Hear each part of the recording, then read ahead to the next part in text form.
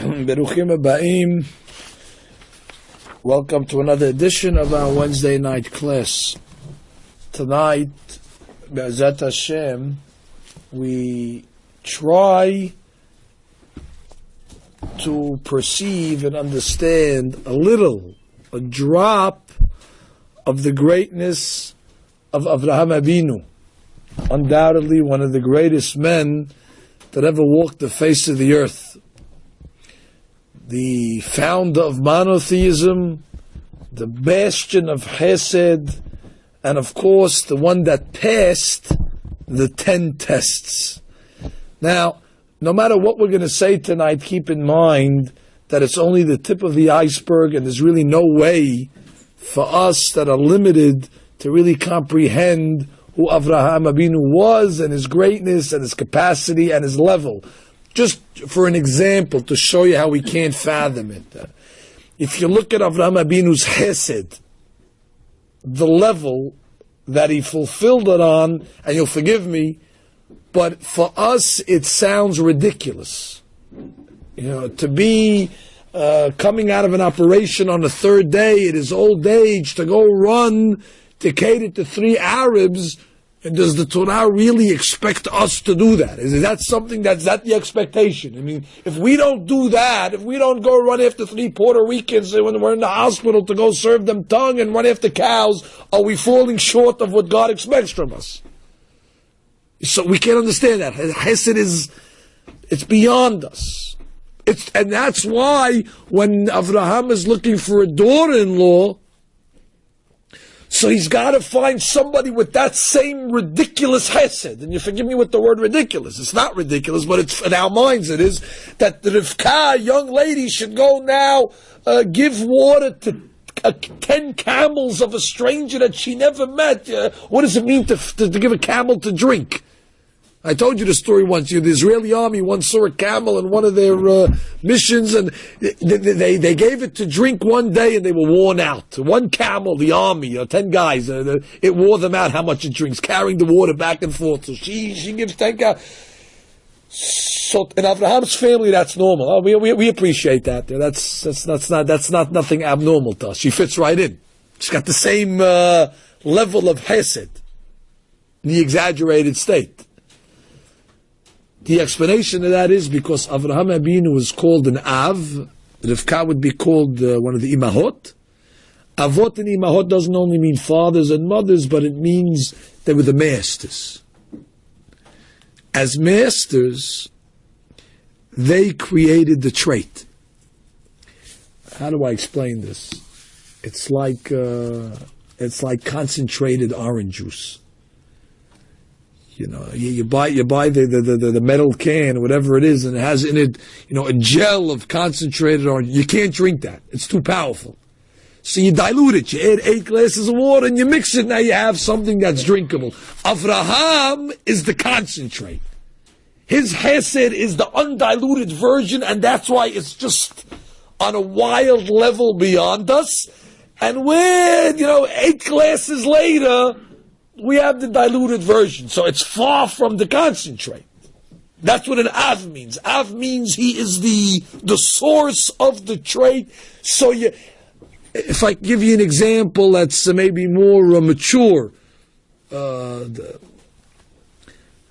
fire or heat as we know it today, we don't have the source of it.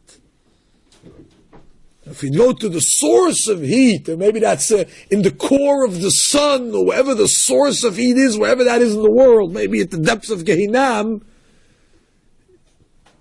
it's not 150 degrees or 1,000 degrees like an oven, or 10,000 degrees. The source of heat, wherever it is 50,000 degrees.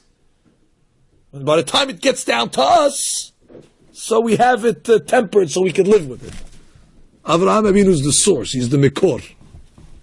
Hence, it's on that level.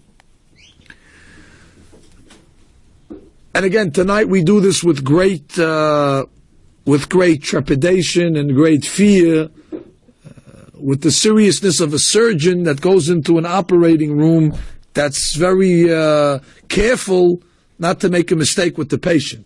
We're talking about great men over here, and therefore, chas v'shalom, if we say something out of line, Hashem should forgive us. We have no intention, chas v'shalom, to underestimate these gedolim, and we know that it is impossible to really explain them according to their level, but we are forced to learn as much as we can. Chovot HaLevavot writes, Rabbeinu Bachya, that it's incumbent for us to reread these episodes every year, the stories of the Avot, not only to reread them, but to relearn them.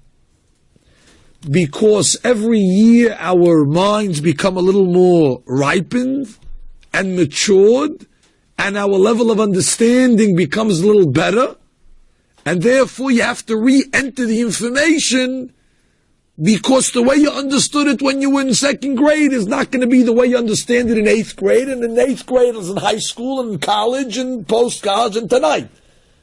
So therefore, if we're going to talk about Akedat Yitzchak in a few minutes, your attitude shouldn't be, I know that one already. Okay, so I came to a repeat class. I heard it already. I know Akedah. I also know Akedah. And as you reanalyze it and restudy it with depth and go the next level, so you're going to take something out of it that you didn't get before. And the Chovot HaLevavot says you could do this every single year. Because your perception as a child is not the perception as when you grow up. It's like Windows, Windows 95. And you thought that's the highest level. You say, it can't get better than that. And then they come out with Windows 98. You say, wow, that's unbelievable. That's it. There's no reason to buy another program. And then they come out with the next level, whatever the next level is. And by the way, they're not finished yet. They'll come out with another. They have the next level already. Once you finish buying this one, then they'll put the next level out. So therefore, it's the same thing. You have to update your information. And that's what he says the problem with people is they're still on a second grade level in understanding Tanakh. And that's why they have distorted views about Avraham, Yitzhak, and Yaakov, and all the great people that Tanakh mentions. A simple example that we usually give over, and I have to backtrack a little just to give you the rules of the games. The simple example we give is a child when he's young, his perception of money is on a very immature level. A 2-year-old, what does a dollar bill mean to him? It's construction paper. He takes out crayons and he colors the dollar bill and he rips it up, and it's a toy to him. When he gets to 8 years old, he understands that money has buying power. It's better than he was when he was 2. So he takes a $100 bill from his mother's pocketbook and gives it to the ice cream man. And the ice cream man gives him a 75-cent snow cone. And the kid's thrilled. He don't need change. That's it. I got a snow cone. That's it. Yeah. So it's an amazing thing. This paper can get me a snow cone. Fantastic. This is an amazing thing. What an invention. And that's his level of understanding it. So when he gets a little older, he understands you can buy 100 snow cones for $100. So he buys 100 snow cones. That's it. And then he gets a little older and he says, what am I wasting my money buying snow cones for? I could buy a Game Boy. So he became a little more advanced in what he could purchase. And then he starts to work and he says, what am I wasting my money? I can save it. Hey, become a little smarter. And then he realizes that his money can make money. It's a long way from coloring on the dollar bill. He figures out how to make money on his money. And with all of that, you think that's it. He made his millions, and he's a businessman. He's got stocks, and he's got a portfolio, and he's got a lot of things going for him in the money world. But when Alan Greenspan gets up and makes a speech about the economy, he has no idea what he's talking about. He's talking rates, and he's talking, what he's going to do, and up, and percentage points, and things, and the GNP, and all different types of Rashi Tevot that really nobody understands. Even the senators that are sitting there going like this, oh yeah, sure, 100%, have no idea what he's talking about. So you shouldn't feel bad. But that's a different level. I mean, he understands money. That's a different madrega. So there's levels. In anything in life, there's levels of understanding it. So you keep on have to try to re-teach yourself and re-educate yourself as we become more advanced. That's the rule of Rabbeinu Bachya and Chovot HaLevavot. The second rule is the Rambam's rule, and that I have in front of me so I can read it. Again, I'm not going to try to bore you with the text. It's not boring. The Rambam is talking how you have to be very sensitive in interpreting the words of the Torah. He compares it to a law of me'ilah. What is me'ilah? Me'ilah is if you have a piece of property, let's say, and you decided to sanctify it. You said, this tissue box I'm designating Kodesh for the Beit HaMikdash. Now let's say I come and take a tissue and blow my nose with it. You can't do that. That's called me'ilah. You took something that's holy and you desecrated it by using it. According to the Torah, you need kapara for that. It's an example I'm giving you. So the Rambam writes, the same laws apply to the words of the Torah. The words of the Torah are intrinsically holy.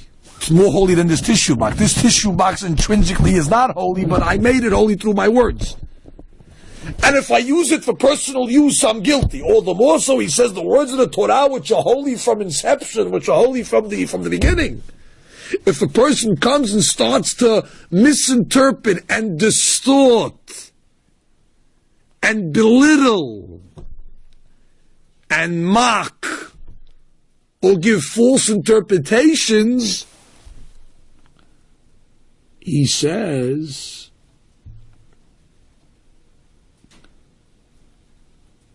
קל וחומר למצווה שחקק לנו הקדוש ברוך הוא שלא יבעט האדם בהם מפני שלא ידע טעמן. Just because you don't understand the Torah, you shouldn't kick at it.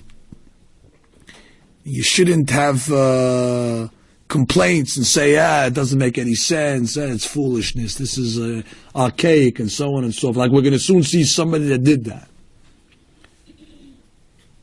Don't make the Torah mundane. With that introduction, we may begin to study the 10 tests that Avraham Avinu was tested. Everybody agrees he was tested 10 times. That's the Mishnah in Pirkei Avot. There is an argument amongst the Rishonim, what were the 10 tests? There is an argument, how to count them. Everybody agrees that Akedat Yitzhak was one of the tests. Some say it was number 9, and some say it was number 10. That's the argument here. I want to discuss Akedat Yitzhak and put it in perspective tonight, even though that's last week's Perashah, in order to set the stage for this week's Perashah, Chayei Sarah. You can't open up Chayei Sarah without appreciating the backdrop of how this Perashah opens up. The backdrop is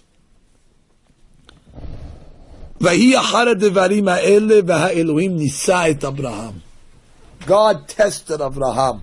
Now let me make one thing clear. There's two opinions amongst the Rishonim. Why does God test Abraham? What is the purpose of a test? The Ramban's opinion is that God is testing Abraham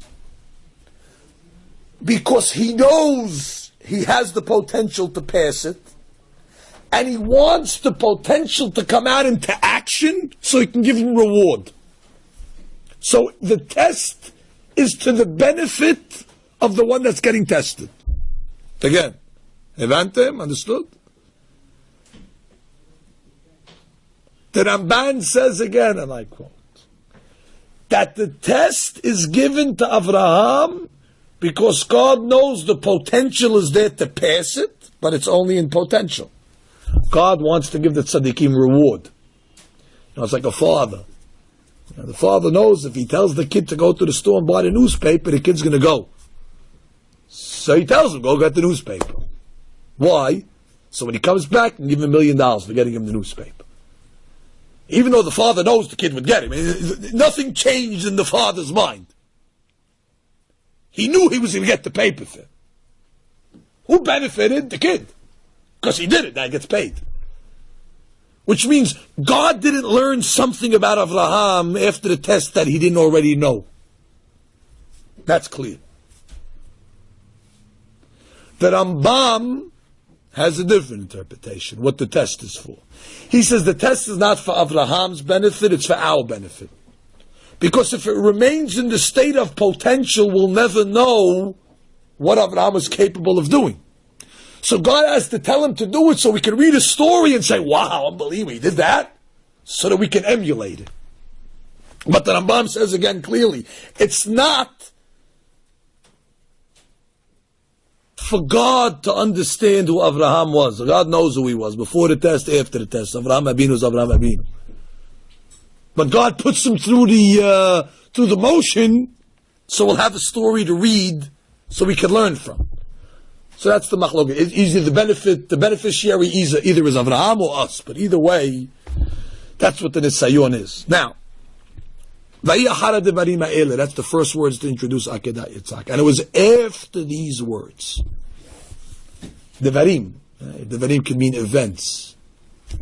Devarim can also mean diburim, words. It means there's something that happened before this story. That was the impetus to the Akedah. What was the catalyst to Akedat Yitzhak? So that she brings down one interpretation that the Satan came to God. Satan, Satan. Avraham made a party for Yitzhak after he was weaned. Maybe he was 2 years old. According to some opinions, he was a little older. Avraham made a party. And he invited all the dignitaries of the world to come to the party to celebrate Yitzhak. So the Satan comes to God and says, it's a nice party, but, he couldn't bring a sacrifice to you, a Thanksgiving, Korban. You gave him a child after all those years. You took care of him. Wouldn't it be proper for Avraham? I mean, one Korban. We're not asking him for a whole thing, but one cow. And he didn't even do that. So God tells the Satan, if I would ask Avraham to sacrifice his son, he'd do it. And it was after that conversation between God and the Satan that God told Avraham to sacrifice his son. Now let's stop here. Pause, time out. Why didn't Avraham bring a sacrifice? It's a good question. Satan's a gangster, he's a troublemaker, but it's a good question. What does it cost him? I mean, for 3 Arabs, you slaughtered 3 cows. And when it comes to thanking God for his son, it's not worth it to slaughter a cow on the Mizbeach. So the Ben Ish Chai gives a tremendous explanation. The Ben Ish Chai says like this. When a person has a child, most people have children for their personal pleasure. Because children indeed bring pleasure to parents. First of all, it's kavod. You have a child. You can walk in the street, tell everybody, it's my kid, it's my child. Abuz, the kid, they smile, they buy clothes for it. There's a certain prestige to have children. There's no question about it. Kids bring pleasure to a parent in their successes. You play with the kid also. You enjoy that. You see how they grow up. There's a pleasure in a parent seeing the child mature. No question, in Hebrew we call it nahat. And of course we cannot deny, says the Ben Ish Chai, we also have children to serve God. Of course we send them to yeshiva. We want them to pray every day, tefillin at the bar mitzvah. We make them a Jewish wedding. We have, God is definitely part of the equation. And that's why he says the custom is after a person has a baby, he donates some money to charity, to tzedakah. What's the concept, he says? to show that God, in this child, there is a spiritual value. That's why I'm giving some money to charity. I didn't forget God. I didn't have this kid only to play softball with him and then go take him to picnics and go fishing. But there's also a religious, maybe we'll call it, 85%, for you, maybe so you can inherit your business, and then 15% God, which is okay. Because that's regular people. Hannah was a lady that was barren for many years. She finally had a child, Shemuel HaNavi. But before Shemuel HaNavi was a Navi, he was a baby. Hannah, after all those years being barren, takes her 2-year-old son, after she finishes nursing him, goes to Eli HaKohen and tells Eli, he's yours, he's actually God's. That's it, I don't have to see him anymore, just raise him, let him be a rabbi, let him learn Torah all day long, let him be a prophet, let him live over here, it's Hashem's baby, and see you. But Hannah, what about the pleasure of dressing your baby? What about the pleasure of wheeling him in the street, putting him on the school bus? All the pleasures that a mother has to a child, all the other ladies. Hannah, where's little Shemuel? Well, he's in yeshiva. He's 2 years old. He's in yeshiva. What he's in yeshiva? No, I didn't have it for myself. This is for God. But in Hannah's case, the child is 100% for God. It's no personal. So the Beit Ishai says the same thing with Yitzhak. When Avraham has Yitzhak, it's a child that's given to me solely to give to God, to serve Him, to get close to Him, another force in the world to spread the word of Hashem, not for Avraham. Therefore, he says, Avraham does not have to bring a korban. Yitzhak is the korban already. He is the korban. I'm giving them all to you, God. Do I have to bring a korban for a korban? I only have to bring a korban to show that there's an element of God in this child. But if the whole child's for God, I'm giving you everything. What is korban? He is the korban. Take him. I don't have anything invested here.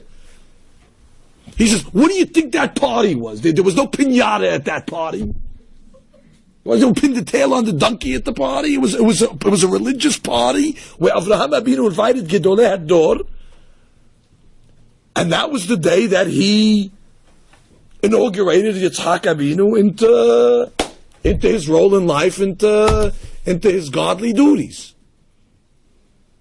And that's what God was answering Satan.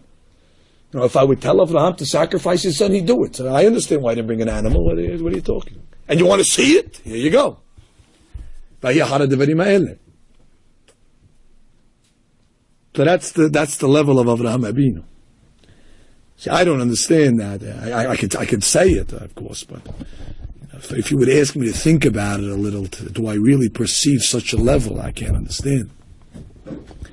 You talk about somebody that didn't have children for so many years, and you tell him he was able to divest himself from any personal interest and pleasure. I mean, that's beyond human comprehension. How is that possible? And that it was matched later on by Hannah is another enigma of history.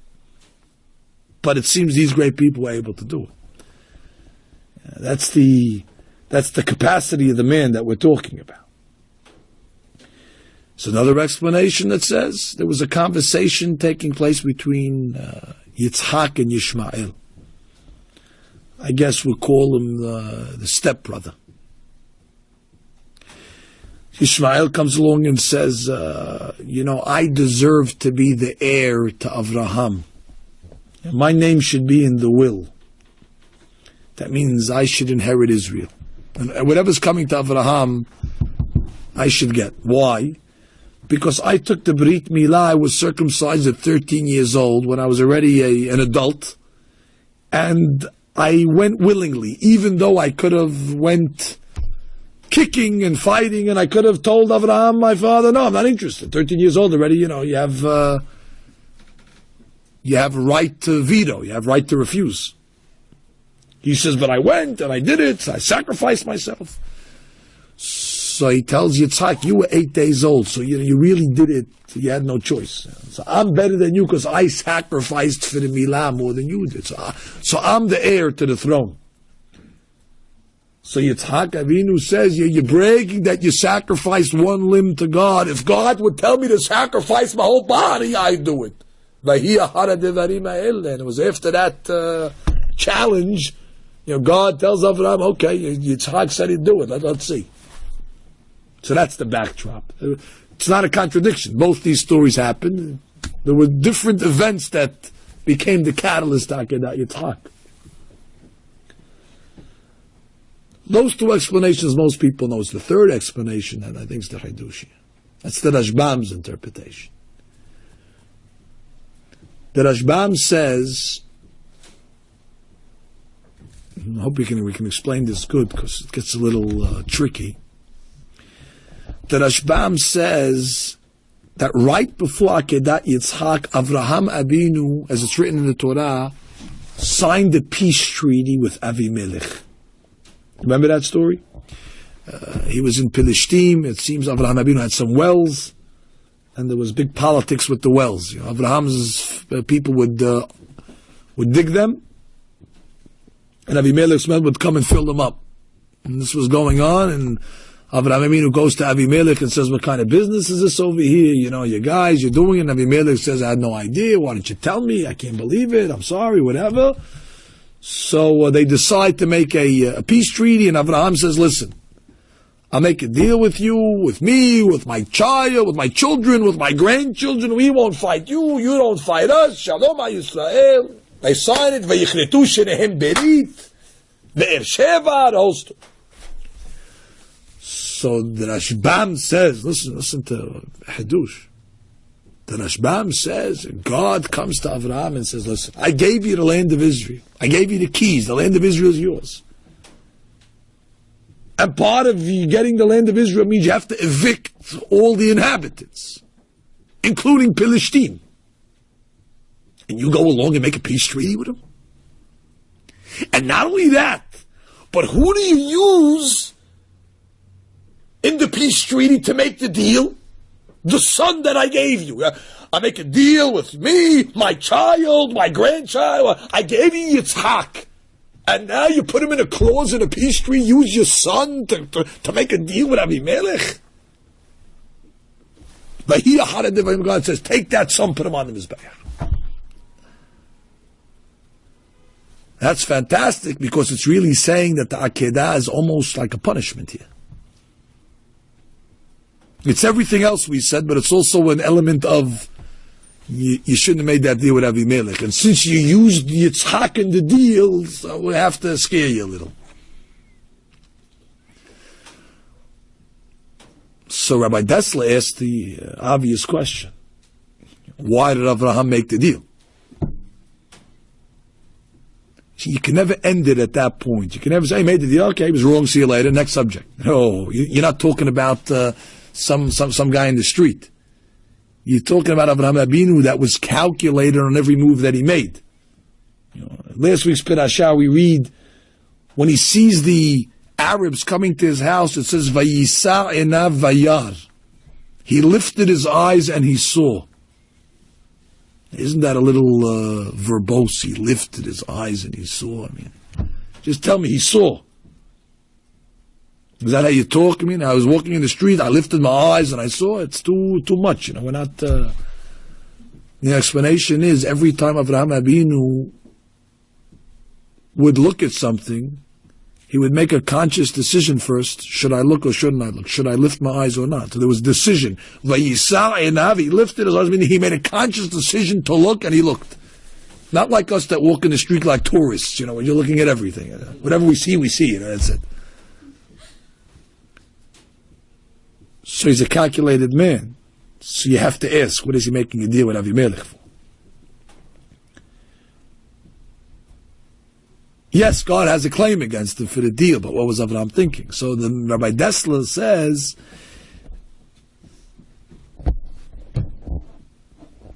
Avraham Avinu, before he made the deal with Avimelech, was forced to evict his wife Hagar and his son Yishmael. You remember that story? He had to throw them out. A bad influence, the whole story, you got to get rid of them. Okay, he gets rid of them.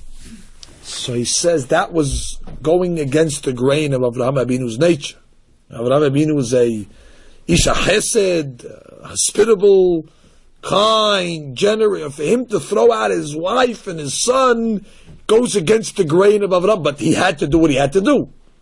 But the tzaddik, says Rabbi Dessler, the tzaddik is scared that act of cruelty, albeit had to be done, albeit justified, the tzaddik is scared that it might leave a trace of cruelty on his nature. So therefore, to neutralize that act of cruelty, Avraham went to the other extreme of Ohev Shalom Verodef Shalom. So right after that, he made a peace treaty with Avimelech to do something to bring people together. Not as much to make the deal with Avimelech, but to keep his nature tempered, to balance himself. Amazing, the calculations of Avraham. But you were allowed to throw out Yishmael. God told you, you're right, but bottom line, it's a cruel thing to do. So I don't want that to become second nature now that I'm a cruel. So I have to negate it, to negate the influence, I have to do something overly positive. So I shalom, I got to make a deal with but you're wrong, because you shouldn't have made it with. So that's God's business. But that's what Abraham's thinking. It's not just coming out of the clear, but there was a hashbon. Fine. So the Akedah begins.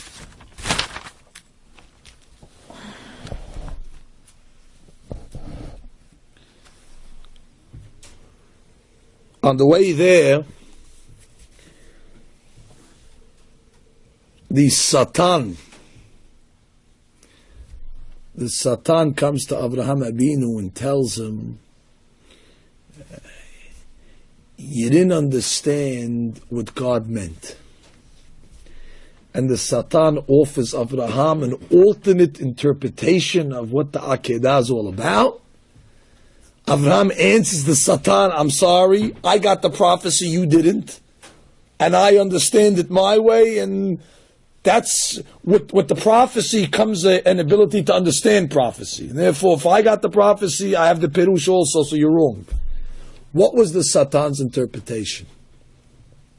Listen to this interpretation.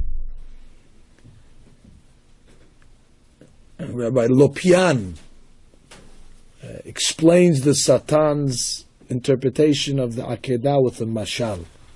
I'll give you the mashal and then we'll apply it. Imagine a king had this class is less entertainment value. This is more, we're trying to understand the Pesukim here, the concepts.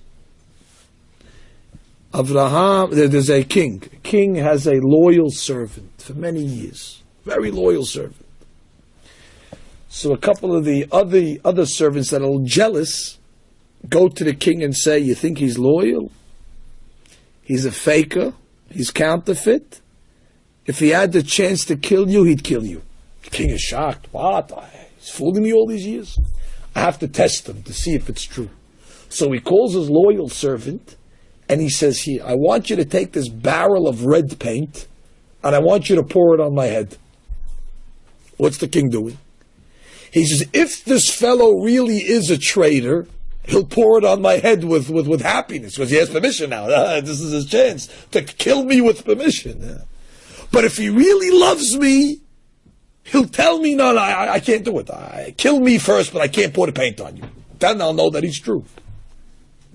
Satan says, that's what God is doing to Avraham. He's coming to say, you really love me? Sacrifice your son. You know God hates human sacrifice. You know God doesn't like that.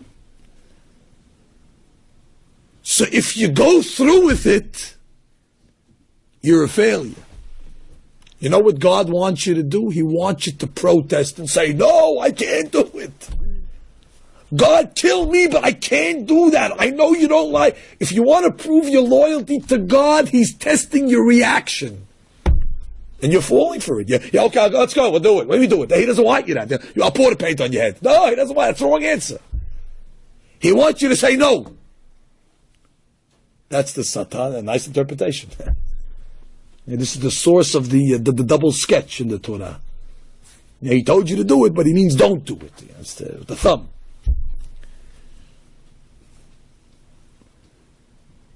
Of course, Abraham doesn't have that interpretation. I understood God literally to do it. But it's interesting to point out that there was a man that Rav Shimshon Raphael Hirsch quotes that had a similar interpretation to Akedat Yitzhak like the Satan. It's probably related to the Satan. His name was Abraham Geiger. Geiger was one of the founders of the Enlightenment movement and the Reform movement. He calls himself, Rabbi Hirsch writes, a pathfinder of the science of Judaism. Once you hear that, science of Judaism, it's enough you burned the book already. You know that guy's off already. Well, once you put, instead of calling Judaism a religion or a dat, once you put science and Judaism in the same, in Toch Kedei Dibur, you know there's something up with this guy. The guy's got problems. So listen to Rabbi Hirsch writes. And keep in mind, Rabbi Hirsch is writing this. Rabbi Hirsch is considered,